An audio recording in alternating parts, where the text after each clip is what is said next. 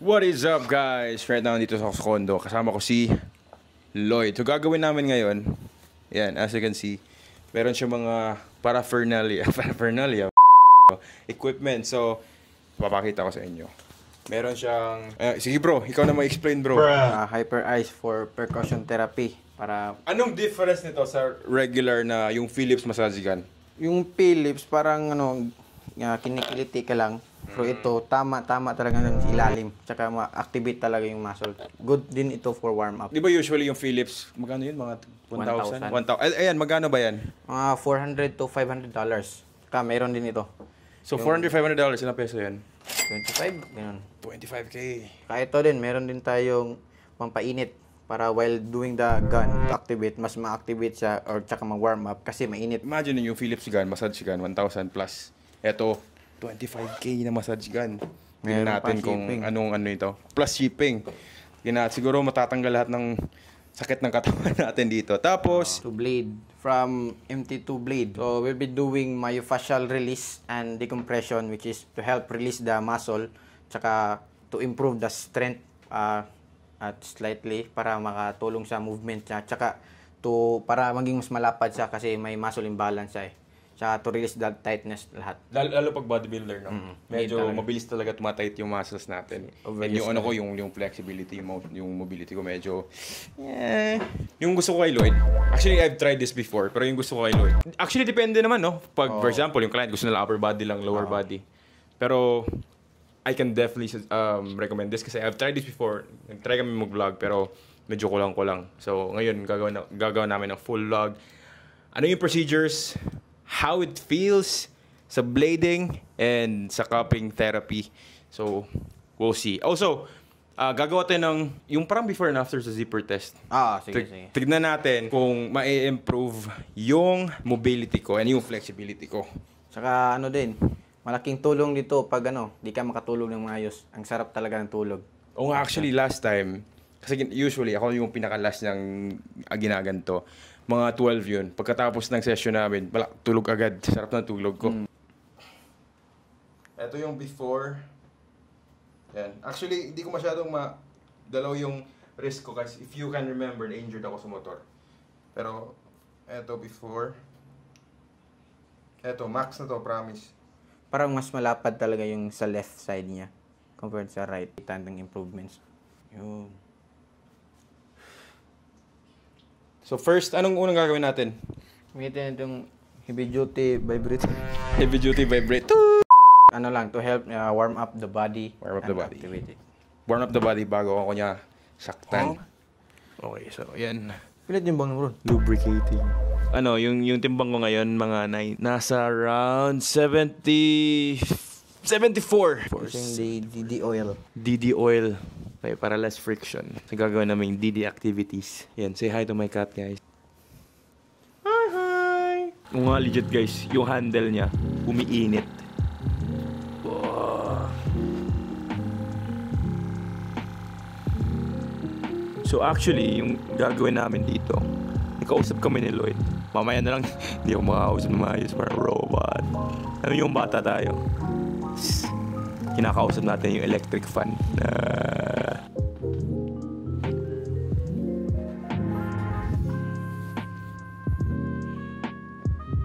So actually, hindi naman siya ganun kasakit. Di ba bro, may instances na may mga videos online, mga bodybuilders na pag biniblading sila, para silang tino-torture. Bakit yung iba ganun? So, nangyari kasi, mayroon tayong kinatawag na if there's pain, there's tightness. So, tendency, di na masyadong tight si Enver dahil we've been doing this na parang monthly. So, parang pag malapit na, mas ma-feel lang yung tight, nire-release ka agad namin. Kaya, but there's some parts pa rin na tight. Medyo tight. So, ngayon, hindi pa dito. Pero magandang linya yun If there's pain, there's tightness. There's tightness. Totoo yan. Tulad ng mga ibang clients ko. Kahit pinipindot ko lang, sakit na. Ganun kalala? Grabe no. Pero yung mga ganun bro, ano ba sila? Like sedentary lifestyle? Yung or iba, nag-workout na? Meron ding iba, like office worker. So parang nakaupo lang ganun. So sedentary talaga. Kaya, pag ma-prolong kasi yung position mo, parang magta-tight yung muscle kasi na contract or na over-extend siya sa position. Tapos weak pa yung muscle, that's why magta-tight siya kaagad. Okay. So, kayong mga sedentary lifestyle dyan, galaw-galaw na kayo. Yung mama ko dati, nung ano siya, call center and then nag-PA siya, ganun yung lifestyle niya eh. Madaling araw yung trabaho ni graveyard shift. Buong madaling araw, nakaupo lang. Tapos, hindi pa active ang lifestyle. Nangyari sa kanya, nagka-frozen shoulder. Kasi, pag pinipindot ko yung traps niya, sobrang tigas. saka sakit. Tapos, masakit daw. Tapos, imaginein mo, yung mama ko hindi nag-workout ha. Tapos, babae pa. Pero yung traps niya, mas matigas pa sa traps ko pag pinipindot. Ganun ka-tight. Kasi mangyayari yung frozen shoulder minsan is yung mga taong hindi masyadong gumagalaw. Lalo pag desk work, no? Kasi lalo dito sa traps, pag desk work ka, nakaangat yung kamay mo, tsaka overactive yung kamay mo. Nagre-risk ka, so nag-activate yung traps mo, kaya ang tight. Tsaka wala pang masyadong maayos na tulog. Parang domino effect. May tug. Bawi tug, importante yun.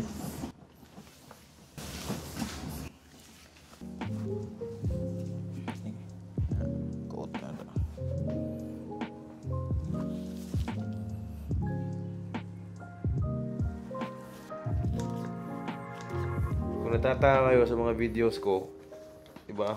Kala yung chikinini malaki. Ito yun, suction cups.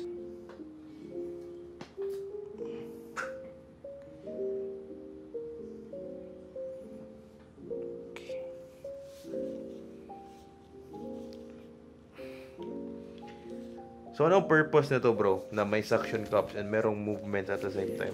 So, pag may cups kasi traditional, naka ano ka lang, static or naka... Static lang, di ba? But dito, pag may cups, mas ma-help niya ma-mobilize yung muscle. Tsaka mas ma-improve yung mobility mo din.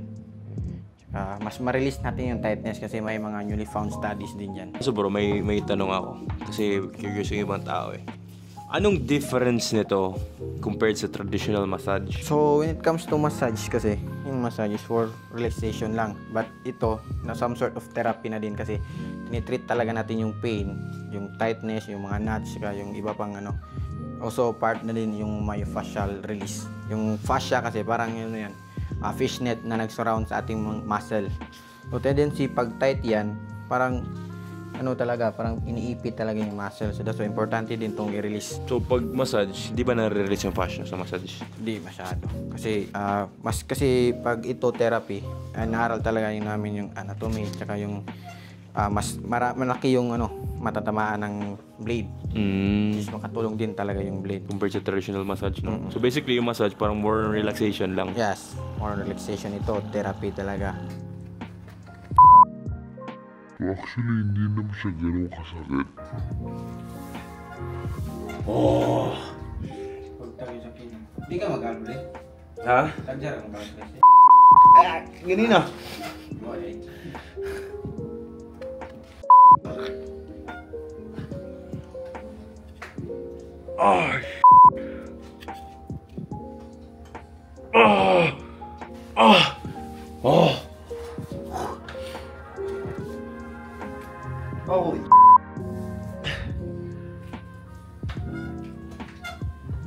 Holy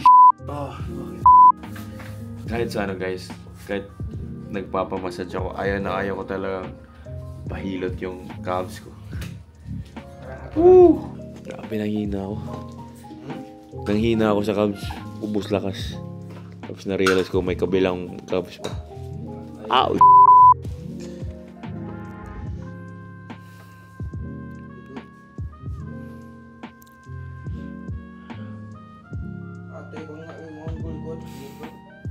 Ano ba?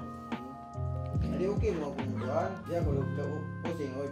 Ako pusing oy. Kamin. Kung tapos kami na. Usap. Anggol wasod.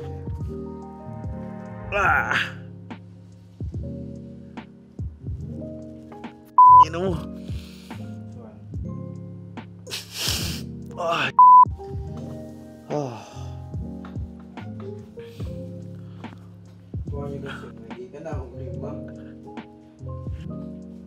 Matay ka? Oo.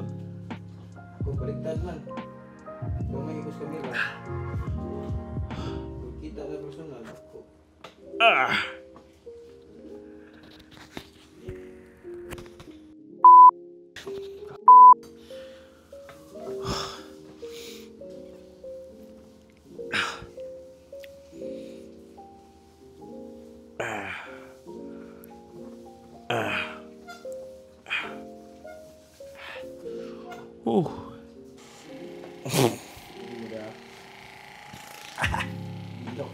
Glow ka, bro.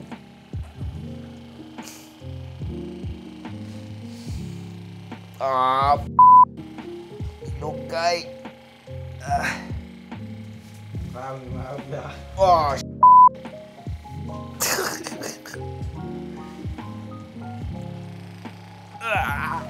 Gilok.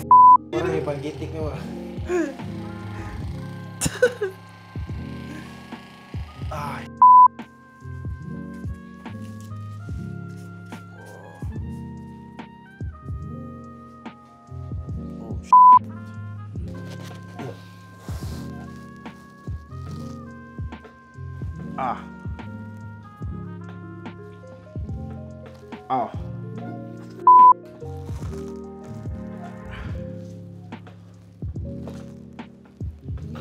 Ba talaga pag legs eh.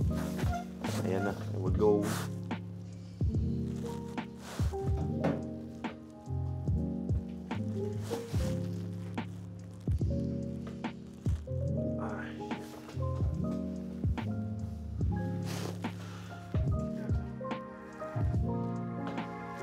Oh.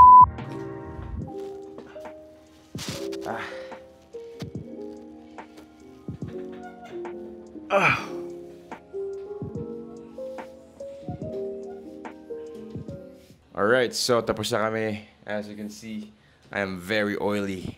Diddy approved. So, eto na yung ano natin.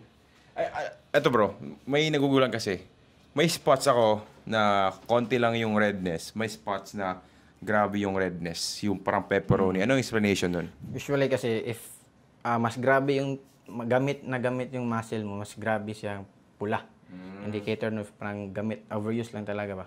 That's why need ma-release. Pero yung mga muscle na hindi masyado na-activate, dili mapuwa. So, ayun lang. Oy, pero nag-legs ako Oo nga, no? Detailed ba? Mas naging detailed yung house natin. Okay, so check natin yung zipper test. If ever nag-improve yung ano natin, yung flexibility and range of motion. Uy, baliktad. Hello there. Nalagay ko lagi. Ay, saka. Oh, nawa. Isaka. Ikas. Ganun yung quote kaya ako left. Goods. Kita, uy. May gawas. Oh? So kanina, binlading din niya yung abs natin. So, To improve the details sa abs ba? Oh, good. Kita niyo mo? grabe. Yung feeling ko guys, ayun siya, sobrang gaan ng feeling na parang gusto ko na lang matulog agad. Ganun yung feeling ko. And then, napansin ko, kasi nga, hindi to first time na session namin. Actually, this is the third time. Hindi lang kami naka-vlog ng maayos last time. Pero napansin ko sa sarili ko after, for example, ngayon, naka-session na kami. The whole week or the following week, sobrang gaan ng ano ko, ng pakiramdam. And every time, pag nag-workout ko, sobrang bilis ng pump. Kasi nga, Na-release. na-release na yung tightness. And then yung blood flow mas solid. Yung range of motion ko, yung flexibility, overall, pain, sobrang solid ng ano, ng feeling talaga. Sobrang gaan, parang gano'n. So yun yung overall feeling ko.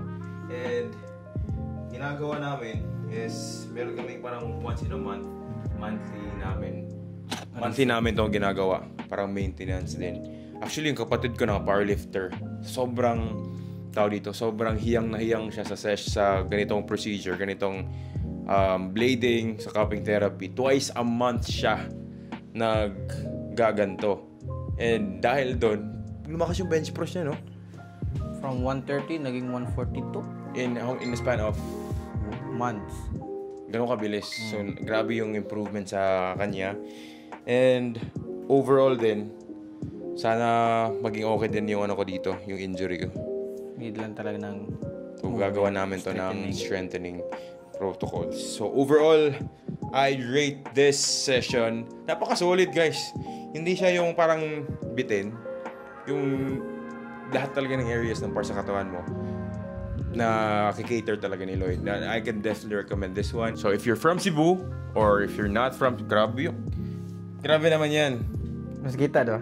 Ewan ko bakit, mas kita yung abs ko ngayon. Blinading niya. Anyways, kung naghahanap ka ng, sige bro, plug mo na lang yung services mo and then how they can reach you. Oh, dito lang. Gawa na din. Ay, ipa-plug ko na lang. Sige, sabihin mo na lang. So, you can just message me sa Facebook ko, Lloyd Gilwano, or sa Facebook page ko talaga, which is Bladeworks Recovery and Performance Therapy. Okay, and Cebu-based yan siya. And he can also go to your place kung gusto mo sa opisina mo, sa bahay mo. Kahit saan. Gusto mo sa highway, sidewalk. Pwede doon.